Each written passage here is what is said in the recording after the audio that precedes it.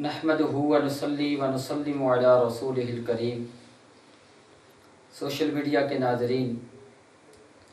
ہم مسلمانوں کی اکثریت نے سنت رسول کی راہ کو چھوڑ دیا۔ بڑے افسوس کے ساتھ کہنا پڑتا ہے، حالانکہ میرے آقا علیہ الصلوۃ والسلام نے فرمایا، من احب سنتی فقد احبنی، جس نے میری سنت سے محبت کی اس نے مجھ سے محبت کی۔ فمن راغب عن سنتی فلیس منی، اور جس نے میری سنت سے منہ پھیر دیا وہ ہم میں سے نہیں۔ لیکن آج ہمارے مسلم معاشرے میں سنت رسول سے بالکل رخ پھیر لیا گیا ہے۔ خاص کر کے آقا علیہ الصلوۃ والسلام کی عظیم سنت داڑھی شریف، یہ ایسی سنت ہے کہ جو صرف آقا علیہ الصلوۃ والسلام کی نہیں بلکہ انبیاء سابقین جتنے انبیاء گزرے ہیں ان سب کی یہ سنت ہے۔ لیکن ہمارے مسلمانوں کی اکثریت نے داڑھی کو مڈایا، پھر داڑھی کا مذاق اڑایا، مختلف ڈیزائن بنائے، سٹائل بنائے۔ ان کو علماء فرماتے ہیں کہ آج کل تو داڑھی کا مذاق اڑایا جا رہا ہے۔ داڑھی مڈانا اور ایک مٹھی سے گھٹانا یہ حرام ہے، اور آقا علیہ الصلوۃ والسلام نے فرمایا کہ داڑھی رکھو، داڑھی بڑھاؤ اور مونچھوں کو پست رکھو۔ یہ میرے آقا علیہ الصلوۃ والسلام کا فرمان ہے۔ لیکن آج مسلمان بالکل قرآن و سنت کے برعکس چل رہا ہے۔ میرے آقا علیہ الصلوۃ والسلام کا فرمان ہے داڑھیوں کو بڑھاؤ اور مونچھیں چھوٹی کرو، لیکن اس نبی کی امت نے کیا کیا کہ داڑھیوں کو چھوٹا کرنا شروع کر دیا اور مونچھیں بڑی کرنا شروع کر دی۔ مجھ سے ایک سوال کیا گیا ہے کہ داڑھی منڈانے والے کے پیچھے نماز پڑھنا کیا جائز ہے یا ناجائز؟ اور آج کل حفاظ کرام جو نماز تراویح پڑھا رہے ہیں ان میں بھی بعض ہی میں احتیاطاً کہوں گا، اکثر تو نہیں کہتا، کہ ایسے حفاظ ہیں جو سارا سال داڑھی منڈاتے ہیں اور کٹواتے ہیں، اور رجب یا شعبان کا مہینہ آتا ہے تو اب وہ داڑھی کو چھوڑ دیتے ہیں کہ رمضان المبارک میں ہم نے تراویح پڑھانی ہے۔ تو ایسے حفاظ کرام جو سارا سال داڑھی منڈاتے ہیں یا داڑھی مٹھی سے کم رکھتے ہیں ان کے پیچھے نماز تراویح پڑھنا بھی جائز نہیں ہے۔ نماز تراویح پڑھنا بھی مکروہ تحریمی ہے۔ اور بعض دیہاتوں میں سننے میں آیا ہے کہ ایسا رواج یا شاہی نظام بنا ہوا ہے کہ اگر امام صاحب بوڑھے ہو گئے یا دنیا سے رخصت ہو گئے تو اب اس مسجد کا امام ان کا بیٹا ہوگا۔ اب اس بیٹے کو بھلے نماز کے احکام کا پتہ ہو، نماز کی شرائط فرائض کا پتہ نہیں ہوتا، تو جناب والد صاحب کا دنیا سے انتقال ہوا تو بیٹے جو ہیں وہ مصلی امامت پر کھڑے ہو جاتے ہیں، حالانکہ وہ امامت کے اہل نہیں ہوتے۔ مجھ تک یہ بات پہنچی ہے، سوال کرنے والے نے مجھ سے کہا کہ ایک گاؤں ہے وہاں پر امام صاحب فوت ہو گئے یا بوڑھے ہو گئے تو ان کا بیٹا اب نماز پڑھا رہا ہے، وہ داڑھی مڈاتا ہے تو جب چاہے وہ مصلی پر آ جاتا ہے۔ تو داڑھی منڈانے والے کے پیچھے نماز جائز نہیں ہے، داڑھی رکھنا یہ واجب ہے۔ میرے اعلیٰ حضرت عظیم البرکت مجدد دین و ملت شاہ امام احمد رضا خان علیہ رحمۃ الرحمن فتاوی رضویہ کی 3 جلد میں لکھتے ہیں کہ داڑھی مٹھی سے کم کرنا اور منڈانا حرام ہے۔ حضرت صدر الشریعہ بدر الطریقہ مفتی محمد امجد علی اعظمی علیہ رحمت بہار شریعت میں فرماتے ہیں کہ داڑھی بڑھانا سنن انبیاء سابقین ہے، یعنی کہ جتنے بھی انبیاء گزرے ہیں ان سب کی سنت ہے داڑھی کو بڑھانا، اور منڈانا اور ایک مٹھی سے کم کرنا یہ حرام ہے۔ اور محدث کبیر حضرت شیخ عبدالحق محدث دہلوی رحمۃ اللہ تعالی علیہ آپ نے فرمایا کہ داڑھی منڈانا حرام ہے، انگریزوں ہندوؤں کا طریقہ ہے، اور داڑھی کو ایک مٹھی بھر رکھنا واجب ہے۔ اور فرمایا جن فقہاء نے داڑھی کو ایک مٹھی بھر رکھنے کو سنت قرار دیا ہے تو وہ اس وجہ سے نہیں کہ ان کے نزدیک واجب نہیں ہے۔ بعض لوگ کہتے ہیں داڑھی سنت ہے، واجب تو نہیں ہے جناب، سنت پر عمل نہ بھی ہو تو معاف ہے، گناہ نہیں ہے۔ ان کے لیے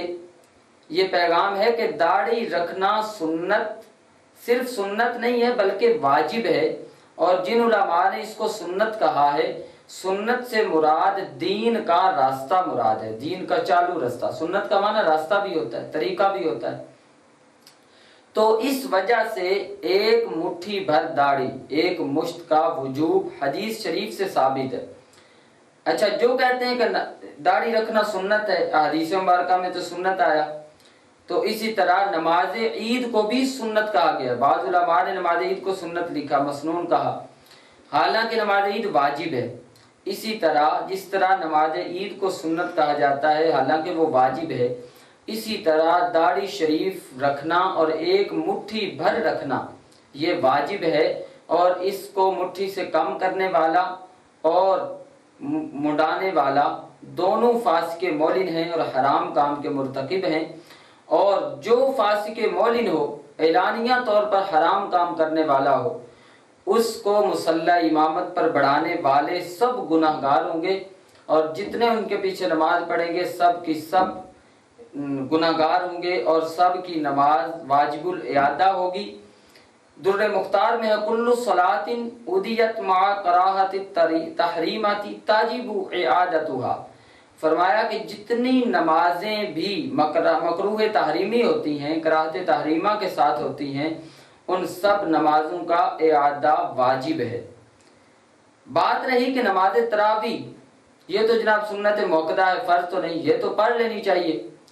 حالانکہ سنت تراویح جو ہے یہ سنت موقدہ ہے۔ جب یہ کسی داڑھی منڈے کے پیچھے یا داڑھی مٹھی سے گھٹانے والے کے پیچھے پڑھی جائے گی تو پہلے تو تھی سنت موقدہ، لیکن اب آپ پر اس کا اعادہ واجب ہو گیا۔ جو داڑھی منڈانے والے اور کٹوانے والے کے پیچھے آپ نے نماز تراویح پڑھی ہے، اس نماز تراویح کو دوبارہ پڑھنا آپ پر واجب ہو گیا ہے۔ اب وہ سنت موقدہ نہیں رہی بلکہ واجب ہے کہ اس نماز تراویح کو دوبارہ دہرایا جائے۔ سوال پیدا ہوتا ہے کہ جناب نماز جمعہ پڑھنے کی تو اجازت ہے کہ داڑھی منڈانے والے کے پیچھے، تو دوسری جو نمازیں ہیں وہ کیوں نہیں پڑھ سکتے؟ تو اس میں یہ ہے کہ جو نماز جمعہ ہے وہ ہے فرض، اور اس کے لیے جماعت شرط ہے کہ جماعت کے علاوہ نماز جمعہ پڑھی نہیں جا سکتی۔ تو اس لیے فقہا نے فرمایا کہ اگر آپ کے لیے آپ کی نماز پڑھانے والا کوئی صالح متقی امام نہیں مل رہا، یعنی کہ جس کی داڑھی پوری ہو یا فاسق مولن نہ ہو، تو پھر اجازت ہے کہ داڑھی منڈے کے پیچھے نماز پڑھ لی جائے، کیونکہ داڑھی منڈانے والے کے پیچھے نماز پڑھنا مکروہ تحریمی ہے، اور نماز جمعہ فرض ہے اور اس کی جماعت شرط ہے۔ لیکن دوسری جو نمازیں ہیں اس کی جماعت واجب ہے۔ تو جماعت واجب ہے تو واجب اور مکروہ تحریمی کا مقام ایک ہوتا ہے، اس لیے علماء کرام نے واجب جماعت جو ہے اس کو فاسق مولن کے پیچھے پڑھنے کی اجازت نہیں دی، اور جتنی نمازیں ایسے لوگوں کے پیچھے پڑھی ہیں کہ جو داڑھی مڈانے والے ہیں یا کٹوانے والے ہیں، وہ نمازیں دوبارہ دہرائی جائے۔ دوسرا مسئلہ یہ پوچھا گیا تھا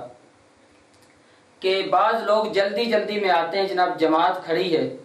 پیشاب کی سخت حاجت ہے اور ریح کی بھی حاجت ہے، تو بعض لوگ وضو روک کر نماز کے لیے شامل ہو جاتے ہیں جماعت میں کہ ہماری جماعت نہ رہ جائے، تو اس حالت میں نماز پڑھنا مکروہ تحریمی ہے۔ اچھا، پہلے سے ایسی حالت تھی یا نماز کے دوران ایسی حالت بنی کہ پیشاب کی سخت حاجت ہے یا ریح کی حاجت ہے، تو اب فقہائے کرام نے یہ حکم دیا کہ اگر تو نماز کے وقت میں گنجائش نہیں کہ اگر آپ دوبارہ نماز توڑ کر وضو کر کے نماز پڑھیں یا استنجا سے فارغ ہوں تو پھر اس نماز کو پورا کر لیا جائے۔ اگر آپ کے پاس وقت کی گنجائش ہے کہ آپ دوبارہ وضو کر کے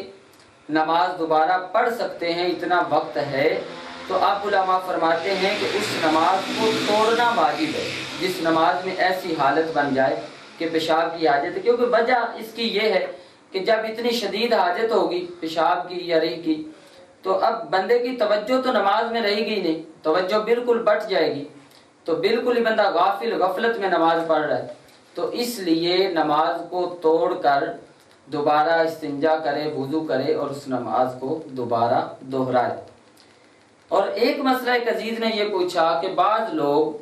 آستینیں چڑھائے ہوئے ہی نماز پڑھ رہے ہوتے ہیں کہ ان کی آستینیں اوپر چڑھی ہوتی ہیں، اب